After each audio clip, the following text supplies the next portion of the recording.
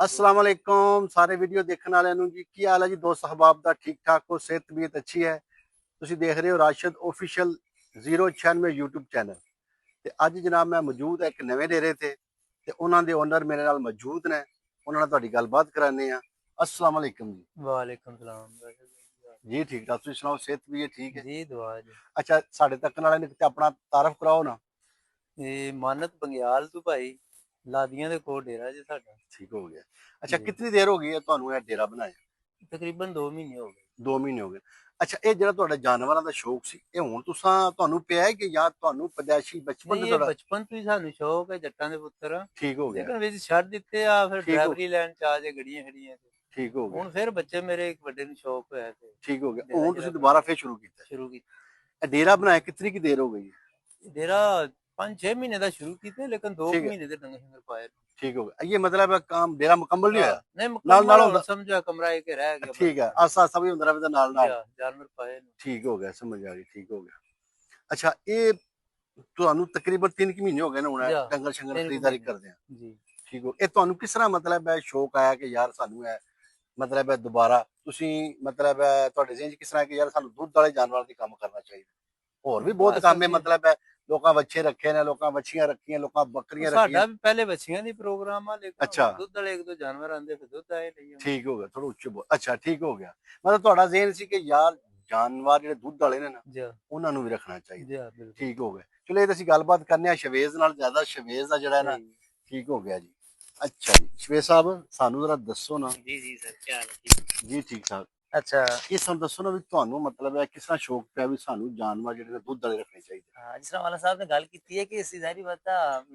ਜੱਟ ਹਾਂ ਬਿਲਕੁਲ ਬਰਾਦਰੀਆਂ ਤਲਕ ਹੈ ਬਿਲकुल ਤੇ बिल्कुल ਉਹ ਇੱਕ ਜਿਹੜਾ ਜੱਟ ਬੰਦਾ ਉਹਨਾਂ ਸਾਰਿਆਂ ਦਾ ਜ਼ਾਰੀ ਬਤਾ ਸ਼ੌਕ ਬਚਪਨ ਤੋਂ ਹੀ ਹੁੰਦਾ ਹੈ ਇੰਜੀ ਗਾ ਤੇ ਇਸੇ ਤਰ੍ਹਾਂ ਸਾਨੂੰ ਵੀ ਇਸੇ ਤਰ੍ਹਾਂ ਨਾਲ ਨਾਲ ਸੀ ਜਦੋਂ ਮੈਂ ਛੋਟਾ ਸੀ ਉਦੋਂ ਉਸ ਰੱਖੇ ਸੀ ਮਾਸ਼ਾਅੱਲਾ ਸਾਰਾ ਕੁਝ ਕੀਤਾ ਪਰ ਕੀ ਹੈ ਕਿ ਹੁਣ ਫਿਰ ਵਕਤ ਦੇ ਨਾਲ ਨਾਲ ਸਾਨੂੰ ਇਹਨਾਂ ਚੀਜ਼ਾਂ ਨਾਲ ਜੁੜਨਾ ਚਾਹੀਦਾ ਬਿਲਕੁਲ ਇਹ ਨੈਚੁਰਲ ਚੀਜ਼ਾਂ ਨੇ ਜਿਹੜੀਆਂ ਬਿਲकुल ਇਹ ਹੀ ਸਾਡੀ ਅਸਲ ਪਛਾਣ ਹੈ ਜਿਹੜੀਆਂ ਅੱਜ ਕੱਲ ਬੜੀਆਂ ਚੀਜ਼ਾਂ ਜਿਹੜੀਆਂ ਆਸਤਾ ਆਸਤਾ ਤਰੱਕੀ ਤੇ ਕਰਦੇ ਨੇ ਪਰ ਸਾਰੀ ਦੁਨੀਆ ਤਰੱਕੀ ਕਰ ਰਹੀ ਹੈ ਪਰ ਇਹਨਾਂ ਚੀਜ਼ਾਂ ਨੂੰ ਛੱਡ ਜਾਣਾ ਕੋਈ ਫਾਇਦੇਮੰਦ ਸ਼ੈ ਨਹੀਂ ਹੈ ਬਿਲਕੁਲ ਸਹੀ ਇਹ ਚੀਜ਼ਾਂ ਸਾਡੇ ਦਿਲਾਂ ਨਾਲ ਜੁੜੀਆਂ ਨੇ ਤੇ ਇਸ ਵਾਸਤੇ ਹੁਣ ਅਸੀਂ ਸੋਚਿਆ ਕਿ ਇਹਨਾਂ ਚੀਜ਼ਾਂ ਨਾਲ ਵੀ ਜੁੜਨਾ ਚਾਹੀਦਾ ਬਿਲकुल ਕਿਉਂਕਿ ਸਾਡੇ ਪਿਓ ਦਾਦੇ ਦਾ ਇਹ ਕੰਮ ਆ ਸਾਡੀ ਪਛਾਣ ਇਹਨਾਂ ਚੀਜ਼ਾਂ ਨਾਲ ਯਾਨੀ ਕਿ ਸਮਝੋ ਤੁਸੀਂ ਅੱਜ ਤੋਂ ਕੋਈ 30 ਸਾਲ ਜਾਂ 40 ਸਾਲ ਪਿੱਛੇ ਚਲੇ ਜਾਓ ਤੇ ਇਹ ਜਾਨਵਰ ਸਾਨੂੰ ਆਪਣੀ ਜਾਨ ਨਾਲ ਵੀ ਅਜ਼ੀਜ਼ ਹੈ ਅਸੀਂ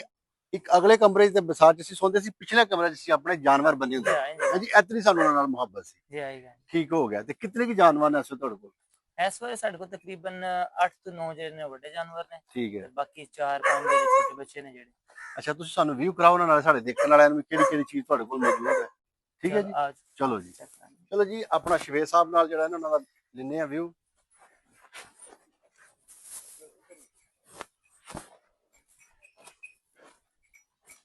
ਅੱਛਾ ਸਭ ਤੋਂ ਪਹਿਲੇ ਸਾਡੇ ਕੋਲ ਨਾ ਦੋ ਤੇ ਮੱਝਾਂ ਨੇ ਠੀਕ ਹੋ ਗਿਆ ਇਹ ਜਿਹੜੀ ਪਹਿਲੀ ਮੱਝ ਹੈ ਤੁਹਾਡੀ ਜੀ ਇਹ ਕਿਹੜੇ ਮੌਸਮ ਹੈ ਇਹ ਤਕਰੀਬਨ 3 ਤੋਂ 4 ਮਾਹ 5 ਮਾਹ ਹੋ ਗਏ ਨੇ ਇਹਨੂੰ ਸੋਇਆ ਤੇ ਉਸ ਤੋਂ ਬਾਅਦ 2 ਮਹੀਨੇ ਦੀ ਗੱਭਣ ਠੀਕ ਹੈ ਜੀ ਤੇ ਉਸ ਤੋਂ ਬਾਅਦ ਜਨਾਬ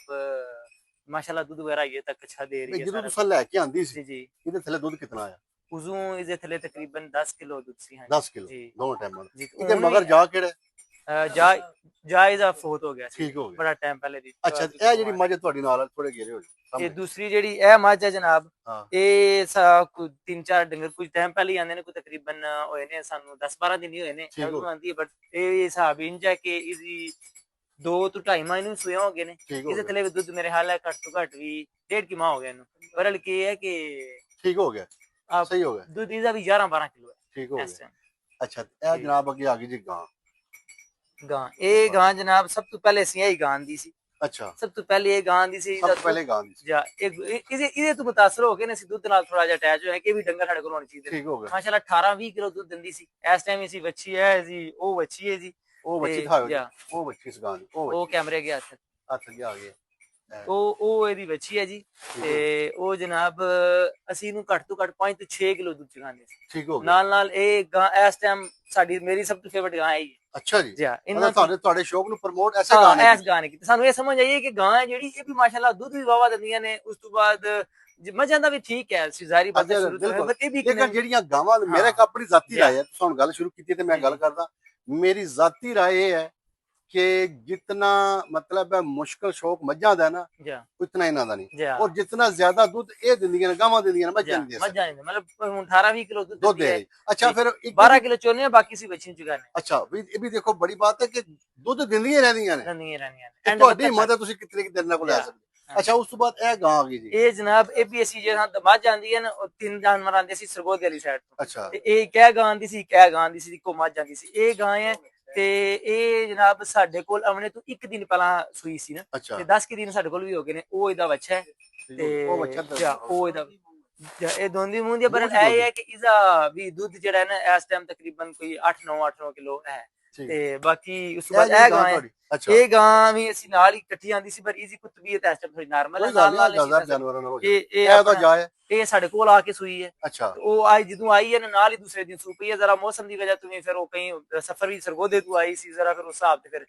ਥੋੜੀ ਬਾਕੀ ਇਹ ਯਾਨੀ ਕਿ ਇਨਸ਼ਾਅੱਲਾ ਇਹਦੇ ਬਿਹਤਰ ਹੋ ਰਹੀ ਹੈ ਮਿਹਨਤ ਜਾਰੀ ਹੈ ਜਿਹੜੀ ਤੁਹਾਡੀ ਬੱਚੀ ਹੈ ਇਹ ਜਨਾਬ ਬੱਚੀ ਜਿਹੜੀ ਹੈ ਨਾ ਇਹ ਦੋਂਦੀ ਹੈ ਅੱਛਾ ਤੇ ਇਹ ਇਨਸ਼ਾਅੱਲਾ ਸਾਡਾ ਦਿਲ ਹੈ ਕਿ ਇਨਸ਼ਾਅੱਲਾ ਵੇਚਾਂਗੇ ਕੁਰਬਾਨੀ ਤੇ ਜਾ ਮਾਸ਼ਾਅੱਲਾ ਸੋਹਣਾ ਜਾਨਵਰ ਹੈ ਨਹੀਂ ਸੋਹਣਾ ਮਾਸ਼ਾਅੱਲਾ ਤੇ ਇਨਸ਼ਾਅੱਲਾ ਉਹ ਜਿਹੜੀ ਉਹ ਇਹ ਚੋਗੀ ਹੈ ਪਰ ਇਹ ਨਾ ਐਸਾ ਮੈਂ ਰਲੀ ਨਹੀਂ ਹੈ ਇਹ ਵੀ ਤੁਹਾਡਾ ਪ੍ਰੋਗਰਾਮ ਹੈ ਕੁਰਬਾਨੀ ਤੇ ਇਨਸ਼ਾਅੱਲਾ ਜਾਂ ਵਜ਼ਨੀ ਠੀਕ ਠਾਕ ਵਜ਼ਨੀ ਹੈ ਤੇ ਇਨਸ਼ਾਅੱਲਾ ਉਹ ਵੀ ਉਸ ਤੋਂ ਬਾਅਦ ਇਹ ਹੈ ਅੱਛਾ ਇਹ ਤੁਹਾਡਾ ਬੱਚਾ ਮਾਸ਼ਾਅੱਲਾ ਬੱਚਾ ਤੁਹਾਡਾ ਬਹੁਤ ਖੂਬਸੂਰਤ ਹੈ ਜੀ ठीक हो गया ये खीरा है ये फिलहाल बच्चा उम्मीद है कि लग जाएगा तो उसका मैं चेक किते तो दांत निकलता है जी हां उम्र इसकी तकरीबन पूरी है ठीक हो गया पर ले यानी कि हजारा जो बंदे जो चीज लेंदे ना दोंदी करके चलो तो हां इंशाल्लाह अच्छा ਇਹ 12 ਮਹੀਨੇ ਦੇ ਵਿੱਚ ਇਹ ਘਰ ਦੀ ਬੱਚੀ ਹੈ ਜੀ ਇਹ ਨਹੀਂ ਇਹ ਵੀ ਨਾਲ ਇਹ ਵੀ ਲਈ ਸੀ ਅੱਛਾ ਇਹ ਲੈਂਦੀ ਹੈ ਇਹ ਵੀ ਲੈਂਦੀ ਹੈ ਇਹ ਵੀ ਮਾਸ਼ਾਅੱਲਾ ਕਿੰਨੇ ਮਹੀਨੇ ਦੀ ਉਮਰ ਹੈ ਜੀ 12 ਮਹੀਨੇ ਇਹ ਇਨਸ਼ਾਅੱਲਾ ਰੱਖਣੇ ਦਾ ਪ੍ਰੋਗਰਾਮ ਹੈ ਸਰ ਠੀਕ ਹੋ ਇਹ ਇਨਸ਼ਾਅੱਲਾ ਰੱਖਾਂਗੇ ਬੱਚੇ ਇਹ ਸ਼ਵੇਤ ਸਾਹਿਬ ਦਾ ਸ਼ੌਕ ਸੀ ਜਿਹੜਾ ਤੁਹਾਨੂੰ ਵੀ ਕਰਾਇਆ ਅੱਛਾ ਇਹ ਇਕੱਠੀ ਕਿਹੜੀ ਕਿਸਮ ਇਹ ਉਹ ਜਿਹੜੀ ਦੂਸਰੀ ਮੱਝ ਹੈ ਜਿਹੜੀ ਸਰਗੋਦੀ ਤਿੰਨ ਜਾਨਵਰਾਂ ਦੇ ਨਾਲ ਚੀਕਦੀ ਅੱਛਾ ਅੱਛਾ ਠੀਕ ਹੋ ਗਿਆ ਬਾਕੀ ਇਹ ਹੈ ਕਿ ਚਲੋ ਜਾਓ ਕੋ ਬਹਿ ਕੇ ਜਿਹੜੀ ਗੱਲਬਾਤ ਥੋੜੀ ਰਹਿ ਗਈ ਕਰਨੇ ਆ ਬਾਕੀ ਡੇਰਾ ਸ਼ੇਰਾ ਅਸੀਂ ਨਾਲ ਹੀ ਬਣਾਇਆ ਨਾਲ ਚੀਜ਼ਾਂ ਸ਼ੁਰੂ ਨੇ ਪਤਾ ਲੱਗਦਾ ਪਿਆ ਤੁਹਾਡਾ ਕੰਮ ਜਿਹੜਾ ਆ ਹੁਣ ਇਹ ਇੱਥੇ ਇੱਕ ਹੋਰ ਕਮਰਾ ਆਪਣੇ ਵਾਸਤੇ ਬਣਾ ਰਹੇ ਹਾਂ ਠੀਕ ਹੋ ਗਿਆ ਜਿਹੜੇ ਮਹਿਮਾਨ ਬਣਾਵਾਂਗੇ ਉਹਨਾਂ ਵਾਸਤੇ ਜੀ ਇਨਸ਼ਾਅੱਲਾ ਬਾਕੀ ਚੀਜ਼ਾਂ ਫਿਰ ਨਾਲ ਨਾਲ ਆਸਤਾ ਆਸਤਾ ਹੁੰਦੀਆਂ ਨੇ ਹਾਂ ਬਿਲਕੁਲ ਗੱਲ ਸਹੀ ਹੈ ਸੋਲਰ ਵਗੈਰਾ ਲਾਏ ਆ ਨਾਲ ਮਜ਼ਾਇਲ ਉਹਦੇ ਤੇ ਕਰ ਦਿੱਤੇ ਆ ਸਾਰਾ ਕੁਝ ਤੇ ਉਸ ਤੋਂ ਬਾਅਦ ਜਿਹੜੀਆਂ ਚੀਜ਼ਾਂ ਨੇ ਨਾਲ ਨਾਲ ਠੀਕ ਹੈ ਜੀ ਇਹ ਜਨਾਬ ਸ਼ੌਕ ਸੀ ਸ਼ਵੇਸ ਬੰਗਿਆਲ ਸਾਹਿਬ ਦਾ ਇਹ ਬੰਗਿਆਲ ਮੋਬਾਈਲ ਇਹਨਾਂ ਦੀ ਦੁਕਾਨ ਹੈ ਕੋਟਲੇ ਠੀਕ ਹੈ ਜੀ ਤੇ ਅੱਜ ਇਹਨਾਂ ਦਾ ਤੁਹਾਨੂੰ ਸ਼ੌਕ ਦਾ ਵਿਊ ਕਰਾਇਆ ਵੀਡੀਓ ਚੰਗੀ ਲੱਗੇ ਤੈਨੂੰ ਜਨਾਬ ਕਮੈਂਟ ਸ਼ੇਅਰ ਜ਼ਰੂਰ ਕਰਨਾ ਹੈ ਚੈਨਲ ਨੂੰ ਸਬਸਕ੍ਰਾਈਬ ਜ਼ਰੂਰ ਕਰਨਾ ਹੈ ਵੀਡੀਓ ਦੇਖਣ ਦਾ ਬਹੁਤ ਸ਼ੁਕਰੀਆ ਅਸਲਾਮ ਅਲੈਕੁਮ